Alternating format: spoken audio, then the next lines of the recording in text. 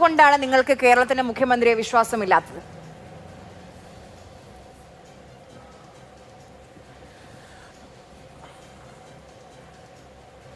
അതെ, ഞാൻ ആ ചോദ്യത്തിന്റെ മറുപടിയിലേക്ക് തന്നെ വരികയും ചെയ്യാം. പക്ഷേ കോൺഗ്രസിന്റെ ബഹുമാനീയനായ പ്രതിനിധി സംസാരിച്ച കുറച്ച് കാര്യങ്ങളുണ്ട്. ഒപ്പോൾ ചില ശ്രദ്ധേയമായ കാര്യങ്ങൾ നമ്മുടെ ബഹുമാനീയനായ കോപ്പാനലിസ്റ്റ് കൂടിയായിട്ടുള്ള ബഹുമാന്യ മാധ്യമ പ്രവർത്തകർ നമ്മളോട് പങ്കുവെക്കുകയും ചെയ്തു. അദ്ദേഹം സംസാരിച്ചാരംഭിച്ചത് എനിക്ക് തോന്നുന്നു കണ്ണൂർ പെരിങ്ങോത്ത് ചെറുപുഴയ്ക്ക് സമീപം രക്ഷാപ്രവർത്തനത്തിൽ ഏർപ്പെടവേ സ്വന്തം ലൈഫ് ജാക്കറ്റ് ഊരി മരണാസന്നനായി നിൽക്കുന്ന മറ്റൊരാൾക്ക് നൽകുകയും അതിനെ തുടർന്ന് ഒരു തരത്തിൽ രക്തസാക്ഷിത്വം വരിക്കുകയും ചെയ്യേണ്ട വന്ന രാജേഷിനെ സംബന്ധിച്ചാണ് അദ്ദേഹം പറഞ്ഞാരംഭിച്ചത്. അദ്ദേഹം പറഞ്ഞാരംഭിച്ചത് വളരെ പ്രധാനപ്പെട്ട കാര്യമാണ്. പക്ഷേ അദ്ദേഹം ഈ സംവാദത്തിൽ ഞാനോ അല്ലെങ്കിൽ കോൺഗ്രസിന്റെ പ്രതിനിധി ഉന്നയിച്ചതാകെ അങ്ങേയറ്റം ഒരു രാഷ്ട്രീയം അല്ലെങ്കിൽ സങ്കുചിത രാഷ്ട്രീയത്തിന്റെ ഭാഗമായിട്ടുള്ള കാര്യങ്ങൾ മാത്രമാണ് എന്നൊരു അഭിപ്രായ പ്രകടനം അദ്ദേഹം നടത്തി. അതിനോട് വിയോജിക്കാതെ തരമില്ല. ഞാൻ മറ്റു കാര്യങ്ങളിലേക്ക് പോകുന്നില്ല. ഇതിനെ സംബന്ധിച്ച് ചോദിച്ചപ്പോൾ കോൺഗ്രസിന്റെ പ്രതിനിധി പറഞ്ഞു ഞാൻ അദ്ദേഹത്തെ ഒന്ന് വ്യക്തിപരമായി ആക്ഷേപിച്ചു എന്ന്. ഞാൻ നല്ല ഉത്തമ ബോധ്യത്തോടു കൂടെ പറയട്ടെ, വേണമെങ്കിൽ ആ ഭാഗം ഒന്നുകൂടെ പ്ലേ ചെയ്താൽ അദ്ദേഹത്തിന്റെ സംശയം ദൂരീകരിക്കപ്പെടും. ഞാൻ പറയുന്നു, ഇതിനെ സംബന്ധിച്ചുള്ള കോൺഗ്രസിന്റെ രാഷ്ട്രീയ അഭിപ്രായം പറഞ്ഞ വ്യക്തിയാണ് അദ്ദേഹം. അദ്ദേഹത്തെ സംബന്ധിച്ചേ അല്ല. കോൺഗ്രസിന്റെ രാഷ്ട്രീയ അഭിപ്രായം പരിഹാസ്യമാണ്. അതാണ് ഞാൻ പറഞ്ഞത്. അതെന്റെ രാഷ്ട്രീയ വിമർശനമാണ്. അത് ഞാൻ ആവർത്തിച്ചുകൊണ്ടേയിരിക്കും. പക്ഷേ എൻ്റെ രാഷ്ട്രീയ വിമർശനം, കോൺഗ്രസിന്റെ രാഷ്ട്രീയ അഭിപ്രായം ഈ കാര്യത്തിൽ യുക്തിസഹമല്ല, പരിഹാസ്യമാണ് എന്ന രാഷ്ട്രീയ വിമർശനത്തെ അദ്ദേഹം നേരിട്ടത് എന്താണ്? അദ്ദേഹം ഏതോ ചലച്ചിത്ര താരത്തെയൊക്കെ ആയിട്ട് എന്നെ വ്യക്തിപരമായി ഉപമിക്കുകയാണ്. അത് അദ്ദേഹത്തിന്റെ നിലവാരം. ഞാൻ അദ്ദേഹത്തെ ആരുമായും ഉപയോഗിക്കാൻ തയ്യാറല്ല. അദ്ദേഹത്തിന്റെ പേര് പോലും എടുത്ത് ഈ ചർച്ചയിലെന്നല്ല ഒരു സംവാദത്തിലും പറയാറില്ല. ഈ ചർച്ചയിൽ ഒട്ടും വിശേഷിച്ച് ഇദ്ദേഹത്തിന്റെ ഞാൻ പറയാനൊട്ട് ആഗ്രഹിക്കുന്നുമില്ല. അപ്പോൾ ചർച്ചയുടെ പൊതുമെറിട്ടിലേക്ക് വരാം. അദ്ദേഹം പറഞ്ഞത് എന്താണ്? വീണ്ടും അദ്ദേഹം നിക്ഷേപകനെ സംബന്ധിച്ചൊക്കെ പറയുകയാണ്. ഞാൻ അമ്മായി അച്ഛനെ കാണാൻ പോയി എന്ന പ്രയോഗം എന്തോ ഒരു അശ്ലീല പ്രയോഗമാണ് എന്ന നിലയിലാണ് അദ്ദേഹം പ്രതികരിച്ചത്. ഞാൻ പറയുന്നു, മുഖ്യമന്ത്രിയുടെ പേര് ഞാൻ പറഞ്ഞു. അദ്ദേഹത്തിന്റെ ഭാര്യ പിതാവ്, ഞാൻ മനസ്സിലാക്കുന്നു അദ്ദേഹത്തിന്റെ ബഹുമാനീയനായ മുഖ്യമന്ത്രിയുടെ ഭാര്യ പിതാവിന്റെ പേര് വേലായുധൻ എന്നുള്ളതാണ്. അദ്ദേഹത്തെ സന്ദർശിക്കാൻ പോയി. അദ്ദേഹം സ്വാഭാവികമായും പ്രായാധിക്യമുള്ള ഒരാളാണ് എന്നുള്ളത് കൊണ്ടാണ് ഞാൻ അദ്ദേഹത്തിന്റെ പേരെടുത്ത് പറയാഞ്ഞത്. സാധാരണഗതിയിൽ നമ്മുടെ നാട്ടിൽ ഇത്തരം ബന്ധത്തിൽപ്പെട്ട ആളുകൾ ഉപയോഗിക്കുന്ന ഒരു പദമാണ് അമ്മായി അച്ഛൻ. ഒരു അശ്ലീലമാണോ? മുഖ്യമന്ത്രി വി ഡി സതീശൻ ഒരു അശ്ലീലമാണോ?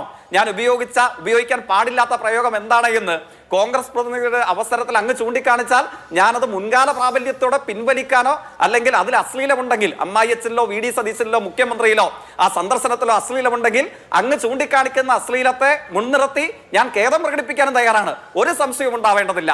ഹെലികോപ്റ്ററിൽ പോയി എന്നുള്ളതും അദ്ദേഹം ഈ സ്വകാര്യ ആശുപത്രിയിൽ തന്റെ ഭാര്യാപിതാവായ വേലായുധനെ സന്ദർശിച്ചു എന്നുള്ളതും നഗ്നമായ ഒരു യാഥാർത്ഥ്യമായി, ആരാലും നിഷേധിക്കപ്പെടാത്തൊരു യാഥാർത്ഥ്യമായി നമ്മളുടെ മുമ്പിൽ നിൽക്കുകയാണ്. അത് നിൽക്കുന്നിടത്തോളം കാലം കൊച്ചിയിലെ ഇൻവെസ്റ്ററുള്ള കൊച്ചിയും മാറി മാറി പറയുന്ന നുണ പറയുന്ന പ്രതിവാര നുണപറയൽ പരിപാടിയായി അധപ്പതിപ്പിക്കാനുള്ള വാർത്താ സമ്മേളനങ്ങൾ ചോദ്യം ചെയ്യപ്പെടുമെന്ന കാര്യത്തിൽ ഒരു സംശയവുമില്ല. നുണ പറയുന്നത് ആരായാലും, അത് ഏത് വലിയ പൊന്നുതമ്പുരാനായാലും, ഇനി 10 മുഖ്യമന്ത്രിമാരുടെ വലിപ്പമുള്ള ഒരു മനുഷ്യനാണ് കേരളത്തിന്റെ മുഖ്യമന്ത്രിയെങ്കിലും അദ്ദേഹം ദയാരഹിതമായി ചോദ്യം ചെയ്യപ്പെടും. ചോദ്യങ്ങൾ ഉണ്ടാവുക തന്നെ ചെയ്യും. ഈ ചോദ്യങ്ങൾ ഉണ്ടായപ്പോൾ അദ്ദേഹം വീണ്ടും പറയുന്നത് എന്താണ്? അദ്ദേഹം നമ്മുടെ ഈ തർജിമയിലെ തെറ്റിനെ കുറിച്ച് പറഞ്ഞ അദ്ദേഹം ഒരു മുഴുവൻ സമയവും സംപ്രേഷണം അവസാനിപ്പിക്കേണ്ടവെന്ന കോൺഗ്രസിന്റെ ഔദ്യോഗിക മാധ്യമത്തെ സംബന്ധിച്ച് അദ്ദേഹം മിണ്ടിയതേയില്ല. അദ്ദേഹം വീണ്ടും വിമർശിക്കാൻ ശ്രമിക്കുന്നത് ബെർലിൻ കുഞ്ഞനന്ദൻ നായരെ മുൻനിർത്തിയിട്ട് പിണറായി വിജയനെയാണ്. ആ ബെർലിൻ മരണപ്പെടുന്ന സമയത്ത് അങ്ങേക്ക് സമീപകാല ചരിത്രം ഓർക്കുന്നില്ലെങ്കിൽ അങ്ങയെ ഞാൻ ഓർമ്മിപ്പിക്കാൻ തയ്യാറാവുകയാണ്. ആ ബെർലിൻ മരണപ്പെടുന്നതിന് മുമ്പ് ഏറ്റവും ഔത്സുക്യത്തോടു കൂടെ ആവശ്യപ്പെട്ടത് എന്താണ്? താൻ മരണപ്പെടുന്നതിന് മുമ്പ് എനിക്ക് ഏറ്റവും ഒടുവിൽ കാണേണ്ട രാഷ്ട്രീയ നേതാവിന്റെ പേര് ആരാണെന്ന് എന്ന് ചോദിച്ചപ്പോൾ ആ കണ്ണൂരുകാരനായ ബെർലിൻ പറഞ്ഞത് അത് പിണറായി വിജയനെ കാണണം എന്നുള്ളതാണ്. നമ്മുടെ എല്ലാവരുടെയും ഓർമ്മയിലില്ലേ? പിന്നെ മാധ്യമപ്രവർത്തകൻ ഈ ചർച്ചയിൽ പ്രധാനപ്പെട്ട ഒരു കാര്യം പറഞ്ഞു. ഇതിനകത്തെ എഫിഷ്യൻസിയെ സംബന്ധിച്ചും അക്കൗണ്ടബിലിറ്റിയെ സംബന്ധിച്ചും ട്രാൻസ്പെറൻസിയെ സംബന്ധിച്ചും പ്രയോറിറ്റിയെ സംബന്ധിച്ചുമാണ് ഞാൻ ചോദ്യം ഉയർത്തിയത്. അങ്ങ് ചോദിച്ചല്ലോ, കോൺഗ്രസ് പ്രതിനിധി ഒരു ഭാഗം എന്താണ്? രാജേഷിന്റെ മരണം സൃഷ്ടിക്കുന്ന ഒരു വേദനയിൽ നമ്മൾ നിൽക്കുമ്പോൾ ചിരി വരുന്നത് ആർക്കാണ്? എനിക്കാണോ ചിരി വന്നത്? അങ്ങ് കണ്ടില്ലേ, ആ മരണം ഉണ്ടായ സമയത്ത് വണ്ടൂരിൽ 5 പേർ മരണപ്പെട്ട അതേ ദിവസം പൊന്നാനിയിൽ പോയി 15 വിഭവങ്ങളോട് കൂടിയുള്ള ആഡംബര സദ്യ കഴിച്ചപ്പോൾ ചിരി വന്നത് ആർക്കായിരുന്നു? കൊച്ചിയിൽ, കോട്ടയത്ത് ഞങ്ങളൊക്കെ ഈരാറ്റുപേട്ടയിലും പയ്യാനിത്തോട്ടിലും ഒക്കെ ഒരു വീട് ഇടിഞ്ഞു പൂർണ്ണമായും മണ്ണെടുത്തതിന് ശേഷം മരണപ്പെടേണ്ട വന്ന 2 ആളുകളുടെ മൃതശരീരം കണ്ടെത്തുന്ന സമയത്ത് എല്ലാ രാഷ്ട്രീയത്തിൽപ്പെട്ട പ്രവർത്തകരും അവിടെയുണ്ട്. പക്ഷെ ഇവിടെ നിന്ന് മണിക്കൂറുകൾ, ചെറിയ മണിക്കൂറുകളുടെ മാത്രം വ്യത്യാസത്തിൽ ഹെലികോപ്റ്റർ ഇറങ്ങിയ മുഖ്യമന്ത്രിക്ക് എന്തേ തോന്നിയില്ല മണ്ണെടുത്ത മൃതദേഹങ്ങൾ, ദുരന്തത്തിലകപ്പെട്ട പ്രദേശം, അവരെ ഒന്ന് കണ്ടുകളയാം. സ്വകാര്യ ജുവലറിയുടെ ഉദ്ഘാടനമല്ല, ദുരന്തത്തിനിടയാക്കപ്പെട്ട മനുഷ്യരാണ് എനിക്ക് പ്രധാനം. ആ പ്രയോറിറ്റി എന്തുകൊണ്ട് മുഖ്യമന്ത്രിക്ക് വന്നില്ല? അതൊരു ചോദ്യമല്ലേ? എല്ലായ്പ്പോഴും പ്രസക്തമായ ചോദ്യമല്ലേ? നിങ്ങളുടെ പ്രയോറിറ്റി ആര്? കോൺഗ്രസിന്റെ കൂടെ എല്ലായ്പ്പോഴും നിങ്ങളുടേതെന്ന് നിങ്ങൾ അവകാശപ്പെടുന്ന ആളാണല്ലോ ഗാന്ധിയുടെ പ്രസിദ്ധമായ ഒരു മറുപടി നമ്മുടെ എല്ലാവരുടെയും ഓർമ്മയിലുണ്ട്. ഇന്ത്യയെ സംബന്ധിച്ചൊരു തീരുമാനമെടുക്കുമ്പോൾ അങ്ങയുടെ മനസ്സിൽ എന്തായിരിക്കും? ഒരു തത്വശാസ്ത്രവുമല്ല ഗാന്ധി പറഞ്ഞത്. ഈ നാട്ടിലെ ഏറ്റവും നിസ്വരായ മനുഷ്യരുടെ മുഖമായിരിക്കും ഇന്ത്യയെ സംബന്ധിച്ചൊരു തീരുമാനമെടുക്കുമ്പോൾ എന്റെ മനസ്സിൽ. മുഖ്യമന്ത്രി സ്വകാര്യ ജുവലറി ഉദ്ഘാടനം ചെയ്യുന്ന സമയത്ത്, മലപ്പുറത്ത് 7 അതേപോലെ കോട്ടയത്ത് 3 ആളുകൾ മരണപ്പെടുന്ന സമയത്ത് എങ്ങനെ ചിരിച്ചുകൊണ്ട് ഈ സാധാരണക്കാർ പ്രകൃതി ദുരന്തത്തിന് മുമ്പ് മരിച്ചു വീഴുന്ന സമയത്ത് എങ്ങനെ ചിരിച്ചുകൊണ്ട് സ്വകാര്യ ജുവലറിയുടെ ഉദ്ഘാടനം നിർവഹിച്ച് 15 വിഭവങ്ങളോട് കൂടിയുള്ള ആഡംബര സദ്യ എങ്ങനെ ആസ്വദിച്ച് കഴിക്കാൻ കഴിയുന്നു? നിങ്ങളുടെ പ്രയോറിറ്റി ആര്? ദുരന്തത്തിലകപ്പെട്ട കേരളത്തിലെ മനുഷ്യരാണോ? കുട്ടനാട്ടിലെ മുതലപ്പുഴയിലെ അതോടൊപ്പം തന്നെ തോട്ടപ്പള്ളിയിൽ പൊഴി മുറിക്കാത്തതിനെ തുടർന്ന് അകപ്പെട്ട ദുരന്തത്തിന്റെ ഭാഗമായി ദുരിതം അനുഭവിക്കുന്ന ജനങ്ങളാണോ നിങ്ങളുടെ പ്രയോറിറ്റി? അല്ല എന്നുള്ളതാണ് പറയുന്നത്. കുട്ടനാട് MLA മാത്രമല്ലല്ലോ പറഞ്ഞത്. ഇപ്പോൾ ഏറ്റവും ഒടുവിലുണ്ടായത് എന്താണ്? ഒറ്റ വാചകോട് പറയാൻ അങ്ങനെ അനുവദിക്കണം. മുതലപ്പുഴയിൽ ദുരന്തത്തിനിരയായ ജോണിന്റെ മകനും മകളും എന്ന് പറയുന്നത് എന്താണ്? ആരാണ് പ്രയോറിറ്റി? അതല്ലേ ചോദിച്ചത്. അങ്ങ് ഹെലികോപ്റ്ററിൽ ഏതോ ദൂരത്തേക്ക് പറക്കുന്നു. MSC കപ്പലിൽ ഈ മുതലപ്പുഴയ്ക്ക് സമീപം ദുരിതമുണ്ടായപ്പോൾ 14 മണിക്കൂറിൽ അവിടെ ഇന്ത്യൻ നേവി ഫോഴ്സിന്റെ അടക്കമുള്ള രക്ഷാകർതൃ സേന അങ്ങോട്ടേക്ക് ഒഴുകിയെത്തി. എന്തേ ദിവസം 5 ആകാൻ വേണ്ടി പോകുന്നു? ഇവരുടെ ആരോഗ്യമന്ത്രിയോട് ചോദിച്ചപ്പോൾ പറഞ്ഞത് എന്താണ്?